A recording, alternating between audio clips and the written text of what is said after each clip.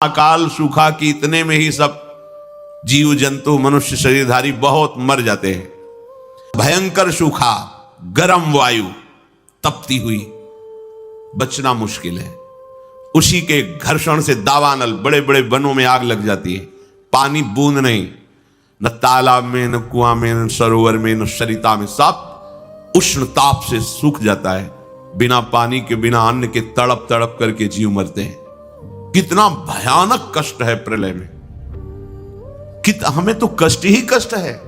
अगर मुक्त नहीं होते तो कष्ट ही, मरना कष्ट, जीना कष्ट, फिर जन्मना कष्ट, फिर रोग कष्ट, विषाद, हर्ष, शोक, भय, मान, अपमान, पूरा जीवन, पूरे जन्म के जन्म जब विचार करके देखो तो यहां कष्ट किसी वक्त कुछ हाथ नहीं लगता है। पूरा जीवन हो गया कमा के, मर गए, फिर कुछ नहीं, फिर नई पढ़ाई, नई योग्यता, नया धन, नया परिवार, फिर मर गए, फिर कब से चल रहा है। भगवत प्राप्ति अनिवार्य है। अगर ये सुनकर के तुम्हें भय नहीं लग रहा तो भगवान की माया ने विशेष जकड़ रखा है। कहां हम जाएं? एक ही जगह है, भगवान की शरण। हमारी कितनी दुर्गति है, हम सोच नहीं पा रहे। कब मर जाए कोई पता नहीं। कोई हमारा मित्र है पता नहीं, हम जिसे मित्र समझते हैं वो धोखा दे रहा है, वो शत्रुता का कार्य कर रहा है। जिससे हम सगे संबंधी वो सब स्वार्थ में। कौन है मेरा, क्या है मेरा? विचार करोगे तो अभी भयभीत हो जाओगे।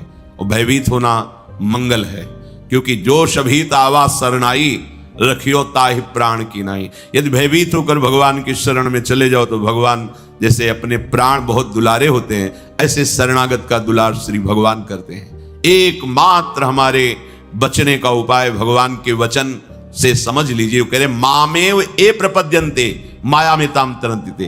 केवल मेरी शरण हो जाओगे तो मैं बचा लूंगा, नहीं तो इस भव समुद्र से बचना बहुत कठिन है। बड़ा दुखदाई है, अभी समझ में नहीं आ रहा, बड़ा दुखदाई है। कार में बैठे बैठे मुस्कुराते हुए पूरा परिवार जा रहा है, अंदर से पता नहीं क्या हुआ, कार में आग लग गई, सब भुन गए, पूरा परिवार। प्रतिपल भय, प्रतिपल दुख, प्रतिपल अशांति, मृत्यु हमारे सिर पर सवार रहेगी जब तक भगवान नहीं मिल जाते। यही अवसर है, मनुष्य जन्म में आप भगवान को प्राप्त कर सकते हो। इस छोटी सी आयु में, छोटे समय में, बिना प्रयत्न के भगवान की प्राप्ति आपको हो जाएगी यदि शरणागत हो जाओ, हृदय से शरणागत हो जाओ। अभी कलियुग का परिसमाप्ति हो चुका है। सारा विश्व में मानव सभ्यता के लिए बड़ा आपद आ रहा है। कहीं जल प्रलय, कहीं भूकंप। तो यह भूकंप बढ़ता जाएगा, क्योंकि प्रभु पहले आप लोगों को सचेतन करते हैं। देश मानव में भक्ति भाव समर्पण का जागृत हो जाए और मानव लोग ये भी समझ जाएं कि कलियुग अब नहीं रहने वाला है, अब सत्य युग आने वाला है। तो हमको क्या करना है, कैसे हम सत्य युग का मानव बनेंगे? तो सत्य युग का मानव बनने के लिए रोज त्रिकाल संध्या, श्रीमद् भागवत महापुराण पठन, 16 नाम 10 अवतार, दुर्गा माधव स्तुति, माधव नाम भजन, जो मनुष्य लोग इसको करेंगे वही लोग सत्य युग के मानव बनेंगे। और सत्य युग के मानव बनने के लिए हमको ये करना जरूरी है। तो ऐसे समय की ओर मानव सभ्यता एक स्वतंत्र समय की ओर जा रहा है। अच्युतानंद जी अति प्रेम भक्ति से बता रहे हैं, बोले जगन्नाथ क्षेत्र की रत्न सिंहासन पर रक्त छीटा पड़ेगा, रक्त का बिंदु पड़ेगा, और उसी समय भगवान आदि विष्णु सनातन स्वयं जगन्नाथ नीलाचल क्षेत्र को छोड़ के अवतार लेंगे और कलियुग का अंत हो जाएगा। कितने प्रमाण रखते हैं ताकि मानव लोग समझने से कोई मुश्किलियां ना आए। भगवान की अवतार छोटा बात नहीं है। कोटि कोटि अनंत कल्प तक ब्रह्मा शिव शंकर देवता मुनि ऋषि तपस्या करके जिसको नहीं पाए हैं, कलियुग की भक्तों का बड़ा भाग्य है, जिस भाग्य को मैं वर्णन नहीं कर पाऊंगा। प्रभु आ रहे हैं, भक्ति भाव से सुने। ये अमृत से कहीं अनंत बड़े हैं। अरे अमृत पाने तो अमर हो जाते हैं, वैकुंठ प्राप्ति नहीं होता है। देवता लोग भी सोचते में हमको कभी वैकुंठ मिल जाए, पर मिलता ही नहीं, क्योंकि उनका योग्यता से उनको मंत्री पद मिल गया। उसका अर्थ नहीं गोलक वैकुंठ मिलेगा। तो ये गोलक वैकुंठ क्या है, कहाँ है? धरती से 30 लाख योजन पर गोलक वैकुंठ है। कितने दूर? 30 लाख योजन।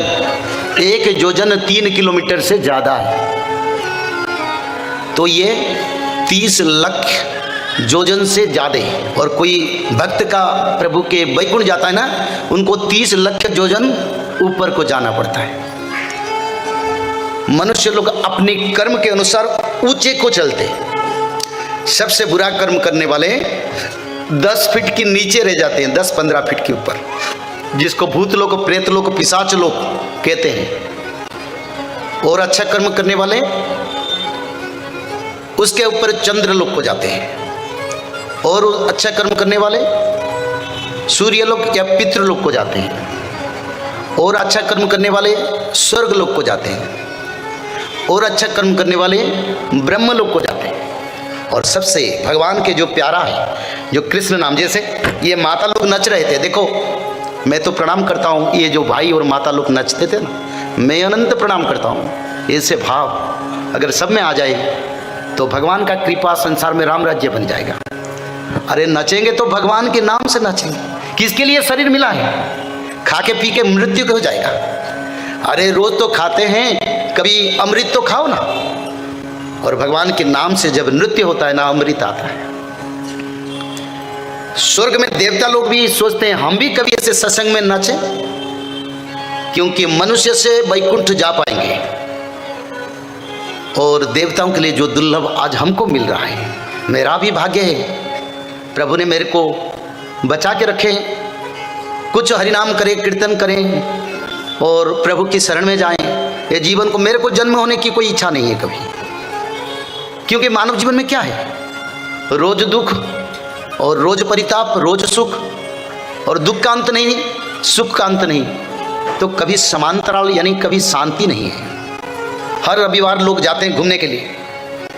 हर फंक्शन महोत्सव में लोग अपने आप को बनाते हैं, ड्रेस, अच्छा ड्रेस बनाते हैं, अपने आप को सजाते हैं। पर वो कई 1-2 साल में एक बार आता है, 1-2 दिन आनंद लगता है, फिर घर में आके बैठ जाते हैं। वो शांति सदियों के लिए नहीं मिलता है। और आजकल तो लोग जन्मदिन अच्छे आनंद में पालन करते हैं। अरे जन्मदिन तो मृत्यु की ओर जा रहा है, तो मैं जन्मदिन को पालन करता नहीं। हर दिन एक दिन हमारा आयु कट जाता है। 365 दिन में 1 साल चल गया। मानो हमने 60 साल के लिए आए हैं, तो 60 साल से 1 साल चल गया, तो खुशी का क्या कारण है? भगवान को भजो, भागवत जी पढ़ो, त्रिकाल संध्या करो, तब 60 साल का उम्र कभी 70 साल भी बन जाएगा। और केक कट के बैठते हैं नया ड्रेस पहन के। अरे मृत्यु समय पर भी नया ड्रेस पहना जाता है। कहीं एक जन्मदिन तुम्हारा मृत्यु दिन भी आ सकता है। तो इसलिए जन्मदिन को खुशी से मत मनाओ। जन्मदिन के भागवत जी पढ़ो, दान धर्म छोटा मोटा जितना सामर्थ्य उतना करो, भगवान नाम भजन करो, और भक्त लोगों को बुला के थोड़ा खीर खिलाओ, क्योंकि मेरे के लिए शुभ बन जाए। आडंबर मत करो। हर संडे को लोग जाते हैं घूमने के लिए, फिर संडे चल जाता है, आते हैं, फिर काम करते, फिर जाते हैं, जीवन भर जाते हैं, आशा पूर्ण नहीं होता है। बोले फिर कितना आए संडे हम जाएंगे, पर ऐसे स्थान को जाएंगे जिस जगह पर रोज संडे से कई अनंत कोटि सुख मिलेगा। तो इसलिए तो मुनि ऋषियों ने कर्म करके बार बार जन्म होके भगवान नाम भज के वैकुंठ को चल जाते हैं। बोले हमको यहाँ कोई शांति नहीं, वो ज्ञानी है, तो इस कारण वो आसान से प्रभु के पास चल जाते हैं। और वहीं पर यहाँ से ज़्यादा सुख है, मैं पहले से बता रहा हूँ। और जो गोलक वैकुंठ है वो 33-30 लाख ऊपर में। जब ब्रह्म प्रलय होता है वहीं पर प्रलय नहीं होता है, क्योंकि ब्रह्म प्रलय के समय पर जितने पेड़ पौधे वृक्ष लता यानी सूर्यदेव का भी प्रलय हो जाता है। पर जो भगवान की वैकुंठ मुक्ति पाते हैं उनका प्रलय नहीं होता। तो बड़ा कौन है?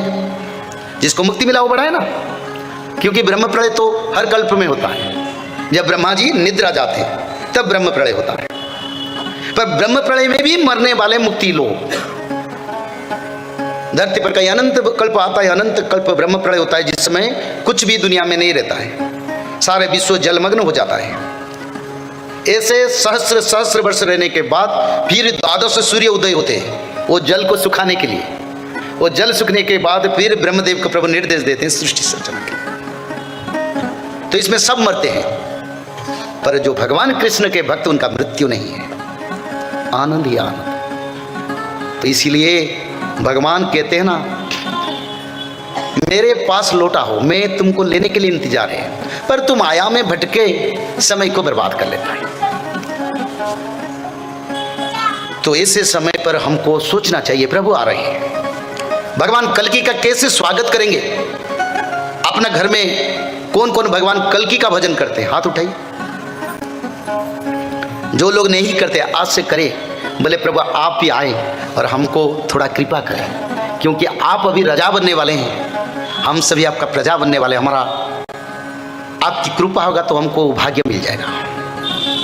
और कल्कि भगवान का नाम माधव है, अच्युतानंद ने लिखे हैं। जय श्री माधव। जल प्रलय, महामारी और भूकंप, अग्नि प्रलय, वर्ल्ड वार 3 और महाविनाश, ये तो एक दिन होना ही है। लेकिन इस सब से आप बच कैसे सकते हैं? सबसे पहले नॉनवेज खाना छोड़ दीजिए, अंडा भी नहीं खाना है, और किसी भी तरह का नशा मत करिए, और गलत काम मत कीजिए, और सत्य, प्रेम, दया, क्षमा और शांति का आचरण कीजिए। और 3 चीज कीजिए, उसमें से सबसे पहला है त्रिकाल संध्या यानी त्रिसंध्या। उसको दिन में 3 बार करते हैं। जैसे सुबह में करते हैं ब्रह्म मुहूर्त में, सुबह 4 बजे से लेकर के 6 बजे के बीच में आप कभी भी कर सकते हैं। लेकिन आपको समय नहीं मिला तो समय आप आगे पीछे कर सकते हैं, आधा घंटा 1 घंटा पीछे कर सकते हैं। दोपहर में 11:30 बजे से लेकर के दिन का 1 बजे तक कर सकते हैं, उसके बीच में शाम को 5 बजे से लेकर के 6:30 बजे तक कर सकते हैं। दिन भर में 1 बार नहा के त्रिकाल संध्या जरूर करें। बाकी समय आप हाथ पैर मुंह धोकर भी कर सकते हैं, और 3 बार आप श्री गंगे बोल करके स्टार्ट कर सकते हैं। जो दूसरा उपाय है वो है श्रीमद् भागवत महापुराण पठन। दिन में 1 अध्याय जरूर पढ़ें, दिन भर में 1 अध्याय जरूर पढ़ें, वो भी ना हो सके तो 1 पन्ना तो जरूर पढ़ें। अगर उतना भी समय नहीं है तो 1 श्लोक जरूर पढ़ें। तीसरा उपाय माधव नाम का जप करें, निरंतर करें, कोई भी काम करते हुए करें, हमेशा माधव नाम का जप करें। त्रिसंध्या का पीडीएफ, श्रीमद् भागवत महापुराण का पीडीएफ और भविष्य मल्लिका का फ्री ई बुक भविष्य मल्लिका पुराण, ये सब आपको डिस्क्रिप्शन बॉक्स में मिल जाएगा। भविष्य मल्लिका के बारे में अधिक जानकारी के लिए आप भविष्य मल्लिका के वेबसाइट पर संपर्क कर सकते हैं, भविष्यमल्लिका.com। और अधिक जानकारी के लिए भी कल्कि अवतार ऑफिशियल चैनल को देख सकते हैं, जहां पर मल्लिका के बारे में खुलकर बातें रखी गई हैं, जहां पर आप लगभग 1000 जितना वीडियो आपको देखने को मिल जाएगा।